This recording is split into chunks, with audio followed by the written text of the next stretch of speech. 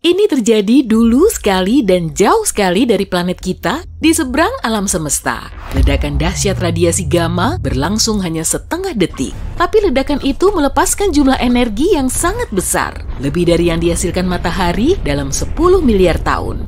Cahaya singkat ini menerangi langit, setelah itu kilauan yang jauh lebih lembut dan lama menggantikannya. Melihat cahaya yang pudar ini, para astronom di bumi menyadari sinyal inframerah aneh. Sinyal itu tak terlihat oleh mata manusia, tapi bisa diketahui sebagai panas. Setelah meneliti fenomena ini dengan gelombang sinar X, radio, optis, dan inframerah, tim astrofisika membuat kesimpulan mengejutkan. Tampaknya, manusia akhirnya melihat magnetar baru untuk kali pertama. Magnetar ini kemungkinan terbentuk setelah dua bintang neutron bersatu. Itu menghasilkan kilonova, salah satu ledakan bintang paling terang dan besar. Cahayanya akhirnya mencapai bumi pada 22 Mei 2020.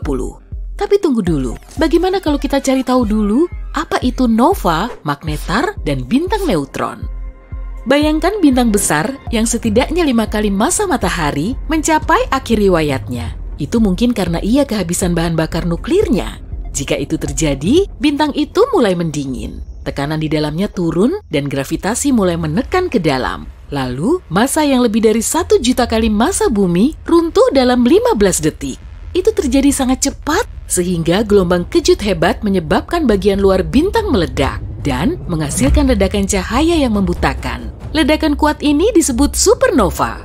Yang tersisa adalah inti yang luar biasa padat dengan awan gas panas besar disebut nebula yang membentang di sekitarnya. Jika bintangnya sudah cukup besar, lebih dari 10 kali ukuran matahari, ia kemungkinan berubah menjadi lubang hitam.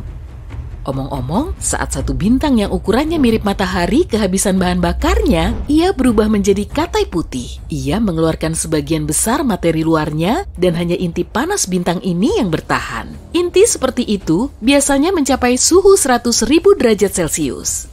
Katai putih hanya sedikit lebih besar dari planet kita, tapi masanya setengah kali matahari. Dengan kata lain, bintang-bintang ini adalah beberapa objek paling padat di alam semesta. Katai putih bisa 200.000 kali lebih padat daripada bumi. Katai putih biasanya butuh lebih dari 1 miliar tahun untuk mendingin. Pada kondisi tertentu, bintang seperti itu bisa meletus. Dan peristiwa ini disebut nova. Ini jauh lebih redup daripada supernova atau bahkan kilonova yang terjadi saat dua bintang neutron atau bintang neutron dan lubang hitam saling menyatu. Omong-omong, kembali ke supernova. Jika satu bintang ukurannya besar tapi tidak cukup masif untuk menjadi lubang hitam, ia akan menjadi bintang-bintang neutron. Pada dasarnya, itu adalah nukleus raksasa, bagian inti atom. Bintang-bintang ini sebagian besar terbentuk dari neutron dan jarang lebih besar dari 32 km. Sebagai perbandingan, luas matahari hampir 1,4 juta kilometer, yakni setara dengan 109 bumi berdampingan. Tapi jangan sampai ukuran yang relatif kecil ini menipumu. Bintang neutron setidaknya 1,5 kali lebih berat dari matahari dan memiliki medan magnet kuat. Jika kamu mengambil sesendok teh saja bagian dalam bintang ini, materi ini akan berbobot lebih dari 1 miliar ton. Itu sangat padat sehingga menjadikan bintang neutron termasuk dalam objek paling ekstrem yang diketahui manusia. Perhentian berikutnya adalah lubang hitam. Saat dua bintang neutron bersatu, bintang-bintang itu seringkali menciptakan bintang neutron baru yang jauh lebih berat. Dalam milidetik atau kurang, bintang ini bertabrakan dan menjadi lubang hitam. Tapi para astronom yang meneliti kilatan cahaya yang terekam pada bulan Maret berpikir mungkin akan ada hasil lain. Mereka hampir yakin telah melihat sesuatu yang belum pernah mereka amati, yaitu kelahiran magnetar. Magnetar adalah bentuk eksotis dari bintang neutron dengan medan magnet yang sangat kuat. Ia 1.000 triliun kali lebih kuat dari medan magnet bumi. Medan ini juga sangat perkasa sehingga memanaskan permukaan bintang tersebut sampai 10 juta derajat Celcius. Bintang neutron itu aneh dan menyeramkan. Bagian dalamnya adalah partikel yang terus menari dalam kondisi ekstrem. Hal ini menghasilkan struktur tak terduga dan aneh. Misalnya, lebih dekat ke permukaan, ratusan neutron membentuk gumpalan. Itu seperti noci ruang angkasa aneh. Semakin kamu masuk ke dalamnya, neutron-neutron tadi membentuk rantai panjang. Tapi bukan berarti kamu bisa menjelajahi bintang neutron dari dekat ya. Rantai panjang ini terlihat seperti lapisan spaghetti. Di bawahnya, Ada wilayah yang bahkan memiliki tekanan lebih ekstrem. Di sanalah spaghetti kita tadi berubah menjadi lembaran lasanya. Ya, sekalian saja, karena tadi kita menggunakan perbandingan pasta kan?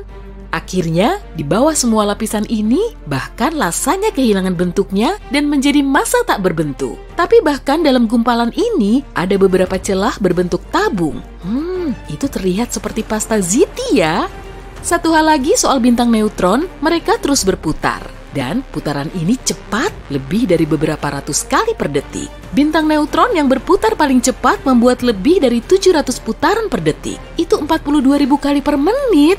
Bintang neutron juga memiliki medan magnet sangat kuat. Itu sebabnya, jika ada kehidupan di bintang neutron, kehidupan itu akan dalam bentuk 2 dimensi.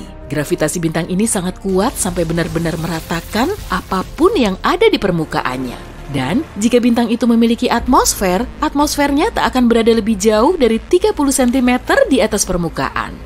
Tapi jika bintang neutron aneh dan menyeramkan, magnetar juga mungkin lebih dari itu. Karena tarikan magnetnya yang sangat kuat, bintang ini akan menang telak dalam kompetisi medan magnet terkuat. Singkatnya, magnetar adalah magnet paling kuat di alam semesta. Medan magnetnya bisa benar-benar mengacaukan lingkungan. Atom yang tak cukup beruntung mendekati bintang itu meregang menjadi garis setipis pensil. Jika kamu berada beberapa ratus kilometer dari magnetar, nasibmu akan buruk. Medan magnet ini pertama akan merusak bioelektrisitasmu. Artinya, impuls sarafmu tak akan berfungsi lagi. Tapi bukan itu saja, molekulmu pun akan berubah dalam pengaruh medan bintang ini. Pada akhirnya, kamu mungkin akan menghilang. Jika magnetar terbang dalam jarak 160.000 km dari bumi, ia akan menghapus data semua kartu kredit di dunia. Para astronom pernah melihat magnetar, tapi mereka tak pernah menyaksikan magnetar lahir. Setelah cahaya pertama terdeteksi, para ilmuwan mengerti ada yang tak masuk akal. Mereka membandingkan berbagai macam pengamatan. Hasilnya, cahaya yang ditemukan dari teleskop luar angkasa Hubble 10 kali lebih terang daripada yang diprediksi. Informasi ini membuat para ilmuwan berpikir di luar kebiasaan. Mereka menyadari fenomena yang sepenuhnya baru sedang terjadi. Tim ilmuwan ini memiliki beberapa teori yang bisa menjelaskan cahaya terang aneh itu. Tapi yang paling mungkin juga adalah yang paling eksentrik. Sebelumnya, para ilmuwan berpikir magnetar hanya muncul setelah bintang masif meledak dan meninggalkan bintang neutron yang bermagnet besar. Tapi sekarang, mereka menduga sejumlah magnetar kecil mungkin muncul dengan lebih tenang, yakni setelah 2 bintang neutron menyatu. Para ilmuwan hanya mengetahui sekitar 10 magnetar di galaksi Bima Sakti. Mereka tak tahu pasti apa yang membuat bintang ini memiliki medan magnetis sangat kuat. Apapun itu, magnetar sepertinya tak bertahan lama. Setelah sekitar 10.000 tahun, mereka kembali ke dalam kondisi bintang neutron yang lebih familiar. Mereka masih sangat magnetis dan sangat padat, tapi tidak begitu ekstrem. Magnetar terdekat yang diketahui manusia adalah sekitar 9.000 tahun cahaya jauhnya dari bumi di rasi bintang Carina. Menurut para astronom, bintang aslinya 30-40 kali massa matahari dan itu sangat besar. Magnetar lainnya berjarak 18.000 tahun cahaya dari bumi, ia tiba-tiba mulai meledak pada tahun 2002. Sekitar 80 ledakan terekam dalam rentang waktu 4 jam. Setelah itu, magnetar ini tak pernah aktif lagi. Omong-omong, para peneliti juga sangat antusias melihat kilonova. Kilonova terjadi saat 2 bintang neutron seharusnya bersatu. Kilonova lebih dari 1000 kali lebih terang daripada nova biasa. Sebelumnya, para astronom hanya memiliki satu peristiwa semacam itu yang dikonfirmasi dan diteliti. Namun, kilonova yang terekam pada bulan Maret terlihat berbeda, dan itu memungkinkan para ilmuwan menjelajahi keragaman yang tidak mereka tahu.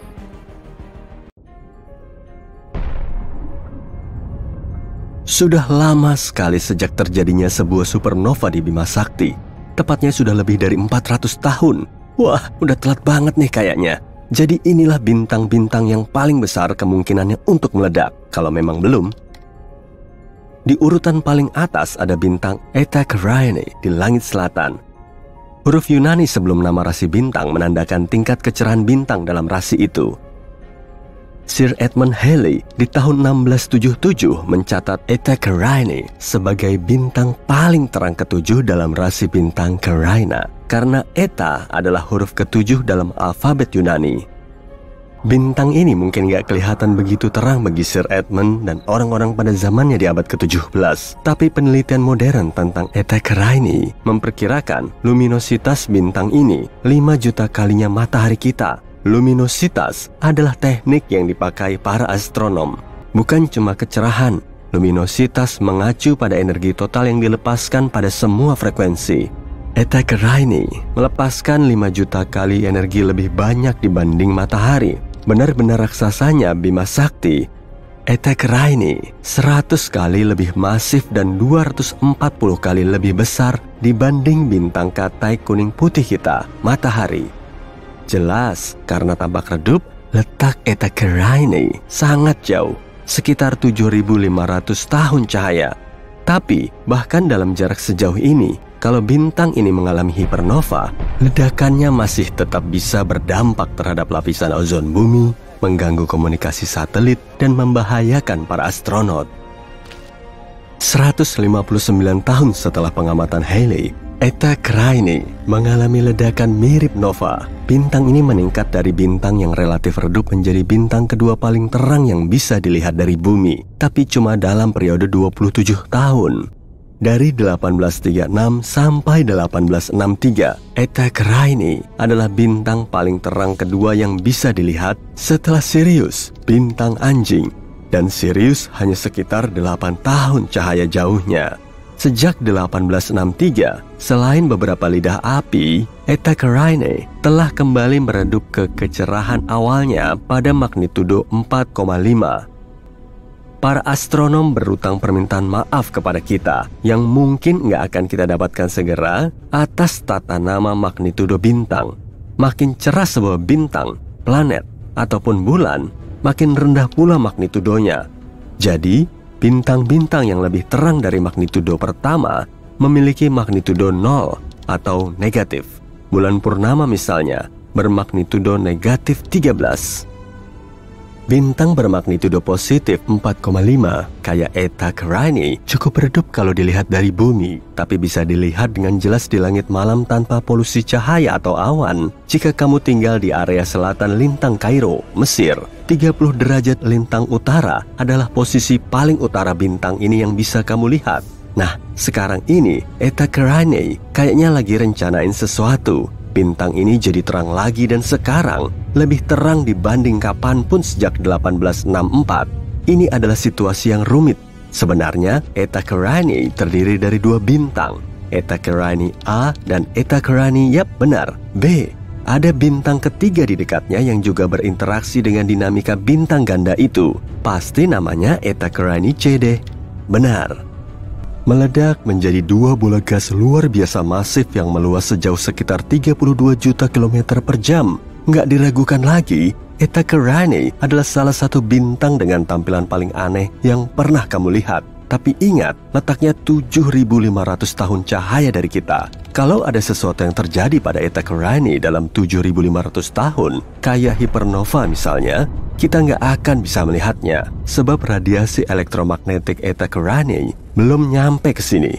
Para astronom mengawasi Eta Carinii, sebab bintang ini bisa mengalami hipernova kapan saja, atau mungkin sudah terjadi 5.000 tahun lalu.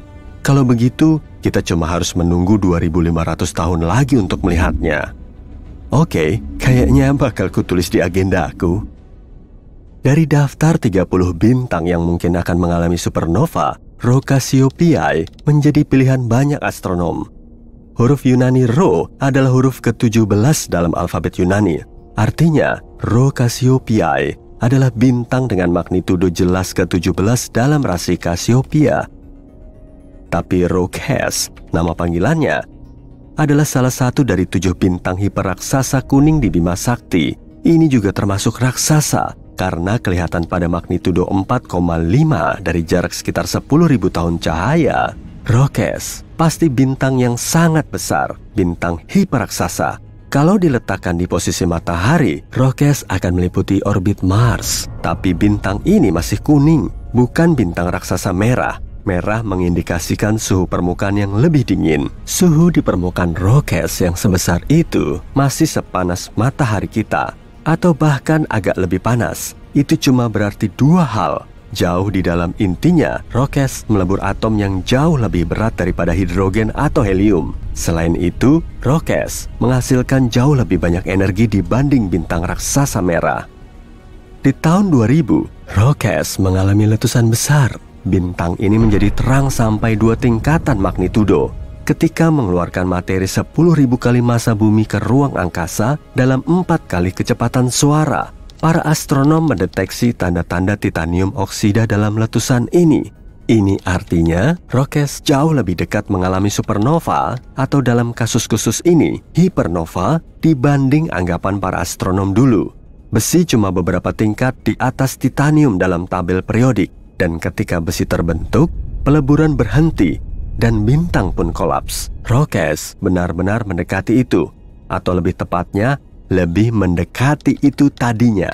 Karena letusan yang kita lihat tahun 2000 itu sebenarnya terjadi 10.000 tahun sebelumnya. Banyak astronom berpikir rokes telah mengalami hipernova, membentuk lubang hitam, dan bahkan udah nggak ada. Sementara itu, Betelgeuse menarik perhatian semua orang belum lama ini. Bintangnya ya, bukan filmnya. Bintang ini meredup secara dramatis, cuma 37% dari kecerahan biasanya. Apa Betelgeuse sedang bersiap untuk mengalami supernova? Betelgeuse sejauh ini adalah bintang paling terang di langit dalam sinar inframerah. Ini fakta penting, sebab terkait status Betelgeuse sebagai calon bintang yang akan mengalami supernova, seperti yang akan segera kita lihat. Betelgeuse juga disebut Alpha Orionis, nama dengan huruf Yunani lainnya. Jadi, kita bisa simpulkan kalau Betelgeuse adalah bintang paling terang dalam rasi Orion, kan? Salah. Ini adalah bintang kedua paling terang dalam rasinya. Rigel atau Beta Orionis adalah bintang paling terang di area itu. Kok bisa? Mungkin karena Betelgeuse diklasifikasikan sebagai bintang variabel semi-reguler. Agak berlebihan ya. Siklus getarannya yang kurang lebih 400 hari mengubah kecerahannya sampai sekitar 1 magnitudo penuh dari yang jauh lebih terang dibanding bintang bermagnitudo 1 menjadi lebih mendekati bintang bermagnitudo 2. Tapi Betelgeuse belum pernah terlihat meredup begitu drastis seperti baru-baru ini. Apa yang terjadi dengan bintang ini? Dari akhir tahun 2019 sampai pertengahan 2020, Betelgeuse melalui periode meredup besar selama peristiwa pelepasan massa. Komunitas astronomi dunia memperhatikan situasi ini, dan dalam penyelidikannya, mereka menemukan data faktual yang mengejutkan tentang Betelgeuse. Pertama, lokasi Betelgeuse nggak sejauh perkiraan. Jarak Betelgeuse yang baru dan lebih akurat adalah 548 tahun cahaya. Itu 25% lebih dekat daripada jarak sebelumnya. Fakta baru kedua, diameter Betelgeuse telah berkurang dengan persentase yang sama. Bintang ini sekarang 25% lebih kecil daripada yang diyakini sebelumnya. Penyebab meredupnya Betelgeuse yang dramatis juga sudah diketahui. Bintang raksasa itu melepaskan awan gas yang mengandung magnesium. Awan itu menghambat sebagian besar sinar yang berasal dari Betelgeuse dan membuatnya secara visual tampak jauh lebih redup daripada yang sebenarnya. Magnesium nggak terlalu dekat dengan besi dalam tabel periodik, yang artinya Betelgeuse nggak jauh menuju supernova seperti yang disangka sebelumnya. Ketika besi mulai terbentuk di dalam bintang, artinya bintang itu hampir menutup reaksi peleburannya. Langkah berikutnya adalah ledakan. Betelgeuse belum sampai ke sana. Bintang ini melepas sebagian energinya sebagai sinar inframerah, dan ini mengindikasikan bahwa intinya kemungkinan besar masih membakar helium, bukan sesuatu yang akan meningkatkan panas, seperti karbon misalnya. Betelgeuse tetap akan mengalami supernova, tapi masih butuh 100.000 tahun lagi. Kamu bisa mencoretnya dari daftar supernovamu untuk saat ini. Sementara, untuk pelafalan Betelgeuse yang benar, kamu bisa membacanya sesukamu aja. Ada banyak pengucapan yang berbeda di luar sana.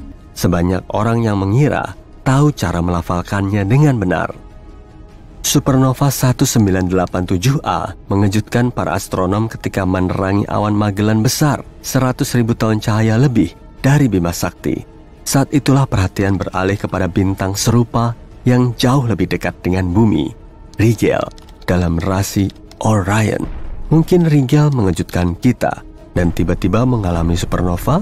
Ada sesuatu yang disebut masalah supernova yang mungkin harus kamu tahu, sebab mungkin ada kaitannya dengan Rigel yang akan mengalami supernova atau enggak? Sepertinya bintang-bintang dengan masa 17 kali masa matahari nggak selalu mengalami supernova. Baru-baru ini, sebuah bintang raksasa merah menghilang begitu saja. Yap, bukan mengalami supernova, tapi hilang gitu aja. Ini sering terjadi dalam simulasi supernova di komputer. Dan sekarang, akhirnya terjadi dalam kehidupan nyata. Masa Rigel setara dengan masa 21 matahari. Dengan kata lain, Rigel 21 kali lebih masif dibanding matahari kita. Jadi apa Rigel akan mengalami supernova atau hilang gitu aja jadi lubang hitam yang akan terbentuk di intinya? Para ahli astronomi dan fisika melanjutkan studi mereka tentang dinamika bintang-bintang masif, menjelajahi langit untuk mencari supernova berikutnya dalam galaksi Bima Sakti. Sementara itu, kita bisa yakin bahwa kita di bumi nggak terancam bahaya karena dampak ledakan supernova terdekat. Kita hidup di lingkungan bintang yang tenang dan damai, kecuali orang-orang Mars tetangga kita itu. Pada tahun 2017, para astronom mengamati bintang terang yang melesat keluar dari galaksi Bima Sakti. Objek ini terus ngebut pada kecepatan 3,2 juta kilometer per jam, hampir 4 kali lebih cepat dari gerak matahari mengelilingi pusat galaksi Bima Sakti. Bintang induk kita ini perlu waktu lebih dari 225 juta tahun untuk melakukan satu kali orbit penuh. Tapi masalahnya, bintang pengembara itu bergerak berlawanan arah dari kebanyakan orbit bintang saat mengelilingi pusat galaksi kita. Dan anehnya lagi, bintang itu terdiri dari materi yang sangat berlainan. Para astronom kemudian bisa mengidentifikasi komposisinya yang berupa atom logam berat. Padahal, kebanyakan bintang lain terdiri dari unsur yang jauh lebih ringan. Bintang pengembara ini dinamakan LP4365 dan bisa terbang satset hingga keluar jauh dari galaksi kita. Mereka juga yakin kalau pengembara ruang angkasa ini terdorong keluar dari tempatnya oleh suatu bencana kosmik, seperti supernova. Ledakan bintang supernova ini merupakan ledakan terbesar yang bisa terjadi di ruang angkasa dan berlangsung setelah perubahan mulai muncul di inti bintang. Supernova bisa terjadi dalam sistem bintang biner maupun satu bintang. Bintang biner adalah dua bintang yang mengorbit bintang induk yang sama. Katai putih superpadat yang jadi salah satu bintangnya bisa mencuri materi dari bintang pasangannya. Dan setelah beberapa saat, si pencuri mengakumulasi banyak materi lalu meledak menjadi supernova. Ada juga supernova yang dipicu oleh bintang tunggal yang mendekati masa akhir hidupnya karena telah kehabisan bahan bakar. Massa yang masuk ke inti bintang akan terus bertambah dan akhirnya inti bintang jadi terlalu berat sampai nggak mampu lagi menahan gravitasinya sendiri. Setelah intinya runtuh, muncullah supernova yang melepaskan banyak energi. Tapi para astronom masih belum bisa menjelaskan proses pembuangan LP4365 ini dari galaksi kita oleh supernova. Tiap ada pertanyaan, malah makin memunculkan lebih banyak pertanyaan lain.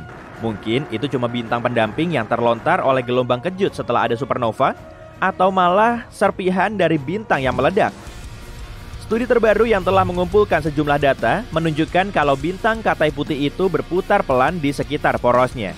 Kemudian para astronom berspekulasi kalau LP4365 cuma serpihan kosmik, jadi nggak termasuk bintang.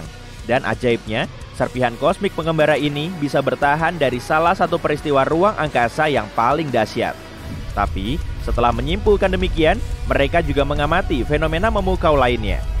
Fitur unik LP4365 ini kemungkinan baru muncul setelah bintang ini mengalami supernova. Meskipun kejadiannya berlangsung sangat cepat, wujud bintang ini berubah total. Kebanyakan bintang punya unsur utama helium dan hidrogen, tapi LP4365 emang beda dari yang lain karena di dalamnya terdapat unsur berat seperti magnesium, oksigen, dan neon. Supernova pasti telah menambahkan semua atom ini ke komposisi bintang tersebut. Dan para astronom menggolongkan semua unsur yang lebih berat dari helium sebagai logam. Artinya, setelah mengalami supernova, LP4365 berubah menjadi metalik. Saat ini, sang bintang nggak punya planet sendiri, tapi satelit tes milik NASA mengamati adanya keanehan. Jadi satelit ini punya misi mencari planet jauh yang melintas di depan bintang induknya dengan mengamati cahaya yang redup. LP4365 justru makin cerah dan baru meredup lagi tiap 8,9 jam. Kemungkinan bintang ini bisa berdenyut, tapi biasanya denyutan bintang nggak berlangsung secara teratur. Jadi menurut penjelasan yang lebih logis, permukaan bintang ini nggak rata. Saat bintang berputar, bintik matahari terbawa masuk, kemudian nggak terlihat lagi. Berarti bagus dong? Dan setelah mengetahui kecepatan rotasi bintang ini, para astronom bisa menggali proses yang berlangsung di dalamnya sekitar 5 juta tahun yang lalu, selama supernova. Eksoplanet biru terang HD 189733b kelihatan tenang dan sangat familiar. Mirip banget kayak bumi kita, tapi kemiripan ini justru menyimpan misteri yang nyeremin. Di permukaannya, angin bertiup dengan kecepatan 8.700 km per jam atau 7 kali kecepatan suara. Itu pun masih belum seberapa, karena di planet super panas ini juga ada hujan kaca yang arahnya menyamping. Bintang neutron adalah inti bintang raksasa yang sangat padat. Bintang ini memancarkan sinar X atau gelombang radio. Tapi pada tahun 2018 lalu, para astronom mendeteksi aliran cahaya inframerah misterius yang rupanya berasal dari bintang neutron sejauh 800 tahun cahaya dari bumi. Teori yang paling logis menyatakan sinyal ini mungkin dihasilkan oleh piringan debu yang mengelilingi bintang, tapi belum ada cukup bukti yang bisa mengonfirmasinya. Kecepatan rotasi Merkurius paling ngebut di antara semua planet di tata surya kita. Planet ini mengorbit matahari dengan kecepatan lebih dari 160.000 km per jam, mengungguli planet kita lebih dari 64.000 km per jam. Karena inilah, 1 tahun di Merkurius sama dengan 88 hari di bumi. Jarak orbit Merkurius ke matahari juga paling dekat. Makanya, kalau kamu memapakkan kakimu di permukaan Merkurius pada titik terdekatnya dengan matahari, ukuran matahari akan kelihatan 3 kali lebih besar daripada saat kita melihatnya dari bumi. Pulsar Black Widow adalah bintang neutron yang berputar. Pulsar ini melahap bintang katai coklat ringan yang jadi pasangannya. Semakin banyak energi yang dikonsumsi, akan semakin lambat laju perputarannya. Energi yang hilang selama proses ini menyebabkan bintang pasangannya mulai menyusut. Di konstelasi Centaurus, terdapat awan molekul yang nggak bisa kita sebut sebagai tempat yang aman dan tenang untuk bermain-main. Tempat ini terdiri dari hidrogen dan bintang yang baru lahir. Letaknya ada di nebula, sekitar 6.500 tahun cahaya dari bumi. Jadi sederhananya, nebula adalah awan gas dan debu raksasa yang melayang-layang di luar angkasa. Energi kuat yang dipancarkan bintang bayi ini menyebabkan awan hidrogen di situ bersinar merah terang. Dan saking kuatnya, energi ini sampai bisa menggerogoti awan debu yang gelap. Para astronom bisa mengamatinya saat awan debu ini menghilang seperti gumpalan mentega di wajan panas. Eksoplanet jauh seukuran Neptunus, Gliese 436b, terbilang sangat unik karena terbuat dari es superpanas yang berkobar. Planet ini mengelilingi katai merah Gliese 436 dalam satu orbit full cuma dalam 2 hari. Dengan kata lain, jarak eksoplanet ini sangat mepet dengan bintang induknya. Mungkin karena ini juga, suhu di dalamnya jarang ngedrop di bawah 427 derajat Celcius. Tapi menariknya, ada banyak sekali es yang dikenal sebagai Ice X. Es ini tetap padat meskipun suhunya sangat tinggi. Jupiter adalah planet terbesar di tata surya kita. Planet ini 318 kali lebih besar dari bumi dan 2,5 kali lebih besar dari total ukuran planet lain di tata surya kita. Tapi anehnya, kalau bobot raksasa gas ini makin berat, ukurannya malah mengecil. Tambahan massa yang didapat akan bikin planet ini lebih padat, lalu membuatnya mulai menarik dirinya sendiri. Para astronom mengklaim Jupiter kemungkinan akan 4 kali lebih berat dari bobotnya sekarang, tapi ukurannya nggak akan berubah. Ukuran galaksi DG-SAT-1 sebesar Bima Sakti, tapi galaksi ini nggak begitu kelihatan karena semua bintangnya hampir transparan. Yang bikin DG-SAT-1 super unik, yaitu galaksi ini cuma berdiri sendiri. Kalau galaksi lain sih biasanya berkelompok. Mungkin DG-SAT-1 telah terbentuk di periode lain sekitar 1 miliar tahun setelah Big Bang. Kalau klaim ini terbukti benar, berarti galaksi tersebut telah jadi fosil hidup. Satelit Saturnus, Hyperion, termasuk satelit teraneh di tata surya kita. Tapi bentuknya sebetulnya nggak aneh-aneh amat. Satelit yang menyerupai batu apung ini dipenuhi banyak kawah, serta memiliki listrik statis yang mengalir keluar angkasa. Sekitar 4.000 tahun cahaya dari bumi, ada planet yang wujudnya mirip bongkahan berlian besar. Kepadatannya paling tinggi di antara semua planet yang telah ditemukan, dan sebagian besarnya terdiri dari karbon. Saking padatnya, sampai-sampai para astronom memperkirakan kalau karbon ini berwujud kristal. Maka sebagian dari planet ini kemungkinan berupa berlian. Ceres merupakan objek luar angkasa paling berat di sabuk asteroid antara Jupiter dan Mars. Total masanya hampir sepertiga dari massa seluruh sabuk asteroid. Selain itu, Ceres merupakan planet Katai terkecil di luar sana. Benda luar angkasa ini juga menjadi satu-satunya planet Katai yang terletak di sabuk asteroid sekaligus di tata surya bagian dalam. Para astronom kadang menjuluki Jupiter sebagai bintang gagal. Raksasa gas ini memang punya banyak helium dan hidrogen, tapi dengan massa segitu, Jupiter nggak bisa melakukan reaksi fusi di dalam intinya. Dengan cara seperti ini, bintang akan menghasilkan energi. Atom hidrogen saling berfusi di bawah tekanan dan panas ekstrim, lalu menghasilkan helium. Proses ini juga melepas cahaya dan panas. Jupiter cuma akan bisa melakukan reaksi nuklir dan berubah menjadi bintang kalau masanya bertambah 70 kali lipat. Kondisi di luar angkasa sangat hening. Di sana cuma ada ruang hampa tanpa atmosfer. Sedangkan gelombang suara perlu medium agar bisa merambat. Karena itulah, planet yang beratmosfer seperti bumi terdengar sangat bising. Nggak seperti saudara jumbonya, lubang hitam ini diperkirakan berukuran sangat kecil dan maksimal cuma sebesar atom. Meski begitu, beratnya setara dengan 1000 sedan. Salah satu teori juga mengklaim banyak lubang hitam mikro kemungkinan telah terbentuk sesaat setelah Big Bang. Malahan, sebagian ilmuwan bilang sejumlah lubang hitam ini melewati planet kita setiap hari. Setiap jamnya, jumlah energi matahari yang terkirim ke bumi lebih banyak dari konsumsi energi di bumi dalam setahun. Meski orang zaman now menggunakan lebih banyak energi matahari daripada 10 tahun lalu, total konsumsinya cuma 0,7% dari penggunaan listrik tahunan dunia. Kemungkinan ada bulan yang juga mengorbit bulan lain, tapi para astronom belum menyepakati teori ini. Umumnya, planet mengorbit bintang dan bulan mengorbit planet. Tapi kenapa nggak ada bulannya bulan atau moon yang juga dikenal sebagai subbulan, moonet atau moon? Para peneliti mengklaim kalau moon bisa aja memang ada, tapi induk bulan harus cukup besar dan moon-nya cukup kecil. Jarak antara bulan-bulan ini dan planet induknya juga harus berjauhan.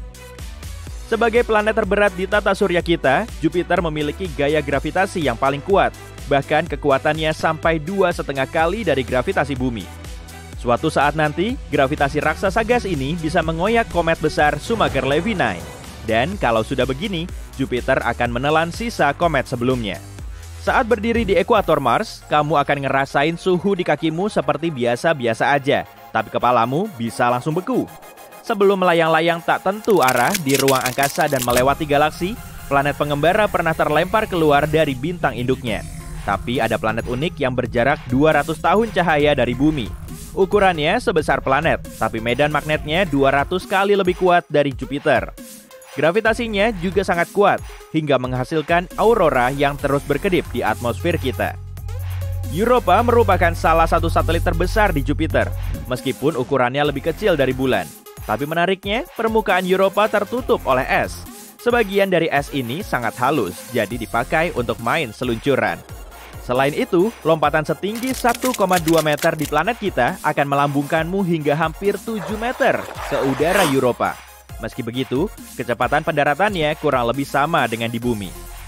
Haumea alias planet Katai yang mengorbit sabuk Kuiper punya bentuk oval unik dan 2 satelit. Karena satu harinya cuma berlangsung selama 4 jam, Haumea digolongkan sebagai objek besar yang rotasinya paling cepat di seluruh tata surya kita. Yang paling misterius tentang Haumea, justru planet ini punya cincin tipis selebar 64,4 km di sekelilingnya. Para astronom belum bisa menjelaskan proses dan asal-muasal objek langit ini, hingga akhirnya muncul di sekitar planet Katai tersebut. 11 bumi bisa muat di ekuator Jupiter, dan kalau planet kita seukuran anggur, si raksasa gas akan sebesar bola basket. 9 pesawat luar angkasa telah terbang ke Jupiter, 7 diantaranya cuma melewatinya dan 2 sisanya mengorbit di planet besar itu. Pesawat termutakhir, Juno, tiba di Jupiter pada tahun 2016.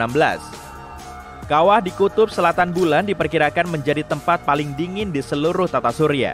Dasar kawahnya selalu berada dalam bayangan, dan suhu tertinggi di sana cuma sampai minus 238 derajat Celcius, termasuk saat siang bolong. Kalau kamu mau terbang ke Pluto dengan pesawat, waktu tempuhnya sekitar 800 tahun. Gunung tertinggi di tata surya terdapat di asteroid Vesta yang ternyata tingginya cuma beda tipis dengan Olympus Mons. Puncaknya setinggi 22,5 km dari dasar gunung, sehingga Rhea Silvia, begitulah namanya, hampir 3 kali lebih tinggi dari Everest. Cincin Saturnus nggak ditemukan secara bersamaan, tapi satu demi satu. Jadi penamaan cincin ini berdasarkan urutan abjad sesuai waktu penemuannya. Dan akhirnya namanya jadi begini: D, C, B, A, F, G, dan E. Sehari di Venus kurang lebih selama 243 hari di bumi. Berarti kalau mau weekendan di Venus, kamu harus nunggu sekitar 3 tahun di bumi, karena 1 hari di Venus lebih lama dari 1 tahunnya.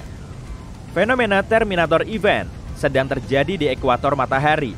Tabrakan medan magnet ganas ini bisa menyebabkan tsunami plasma ganda yang sangat dahsyat. Bencana ini mampu mengoyak permukaan matahari dan kecepatannya mencapai 305 meter per detik. Peristiwa ini bisa berlangsung selama berminggu-minggu dan terjadi hampir tiap 10 tahun. Angin Neptunus paling kencang di seluruh tata surya kita, bahkan kebanyakan bisa mencapai 2.574 km per jam. Hampir semua badai besar ini bisa menelan planet kita bulat-bulat. Bintang paling terang ke-18 di langit malam alias Fomalhaut bisa jadi pemandangan yang mencekam. Bintang ini dijuluki mata Sauron. Karena cincin debu dan serpihan di sekelilingnya terlihat mirip mata raksasa yang tatapannya bikin nyalimu langsung ciut. Masa bintang misterius ini 2 kalinya masa matahari dan jaraknya 25 tahun cahaya dari bumi. Kalau dalam ukuran kosmik sih, jarak segitu terbilang dekat. Mars punya 2 satelit, yaitu Phobos dan Deimos. Dalam 30-50 juta tahun ke depan, gaya gravitasi planet ini akan mengoyak Phobos, dan peristiwa ini mungkin akan menyebabkan terbentuknya cincin di sekitar Mars. Satu asteroid seukuran mobil memasuki atmosfer bumi setiap tahun. Penyusup kayak gini bisa aja menghancurkan satu kota kecil dari muka bumi. Debu dan asapnya akan naik ke atmosfer, menghalangi sinar matahari yang mau masuk ke permukaan planet kita. Akibatnya, suhu global ngedrop dan iklim pun berubah. Tapi untungnya, asteroid seperti ini sudah terbakar di atmosfer sebelum mendekati permukaan bumi. Sinyal radio yang terpancar dari ruang angkasa saat menghubungi bumi nggak sekuat bola lampu di lemari es. Setelah sampai di bumi, kekuatannya cuma 1/1 kuintillion watt. Pantesan aja ya, antena yang menangkap sinyal super lemah ini sangat besar. Deep Space Network yang mendeteksi sinyal dari pesawat luar angkasa punya antena parabola yang berukuran hingga 70 meter, lebih besar dari lapangan sepak bola. Pada tahun 1999, NASA kehilangan pengorbit Mars karena tim tekniknya menggunakan sistem metrik, sedangkan tim yang lain menggunakan bantuan sistem imperial. Nebula adalah awan gas dan debu raksasa. Seiring waktu, gravitasi akan menarik gumpalan debu dan gas ini hingga ukurannya terus besar. Gravitasinya juga semakin kuat. Akhirnya, massa nebula akan jadi sangat berat, hingga runtuh oleh gravitasinya sendiri, lalu terbentuklah bintang baru. Sekitar 4.000 tahun cahaya dari bumi, tepatnya di konstelasi Scorpion, ada nebula kupu-kupu berdiameter lebih dari 3 tahun cahaya. Struktur di dalam nebula ini menjadi salah satu bentuk paling jelimet yang pernah teramati. Bintang induk nebula yang berupa katai putih punya suhu 250.000 derajat Celcius. Artinya, bintang ini terbentuk dari bintang besar lain yang diperkirakan lebih dari 5 kali lebih besar dari matahari kita. Katai putih ini dikelilingi cincin tebal yang ekuatornya punya debu dan gas. Mungkin karena itulah seluruh strukturnya kelihatan mirip jam pasir atau kupu-kupu. Kalau semua asteroid di tata surya digabungin, total masanya nggak akan melebihi 10% dari massa bulan kita. Ada awan uap air yang melayang-layang di luar angkasa. Awan ini mengelilingi lubang hitam supermasif sejauh 12 miliar tahun cahaya dari bumi. Awan mengandung 140 triliun kali dari seluruh volume air di planet kita. Para astronom memperkirakan awan air ini muncul 1,6 miliar tahun lebih lambat dari alam semesta kita. Objek terpadat di ruang angkasa adalah bintang neutron. Meski cuma seukuran satu kota kecil, masanya sekitar 1,4 kali massa matahari. 1 sendok teh materi bintang neutron akan seberat 1 miliar ton. Dan gravitasi bintang neutron 2 miliar kali lebih kuat dari gravitasi di planet kita. Pada tahun 1993, probe Galileo sedang melakukan perjalanan melewati asteroid Mini dan diameter maksimumnya 32 km. Tetap aja sih, objek kecil ini punya satelit selebar 1,6 km. Para astronom telah menemukan banyak satelit yang mengorbit di berbagai planet kecil di tata surya. Kita dilingkupi matahari. Atmosfer bintang ini membentang jauh melampaui permukaannya yang terlihat, dan planet kita berada dalam jangkauannya. Begitulah angin surya menghasilkan fenomena menakjubkan seperti cahaya kutub utara dan selatan.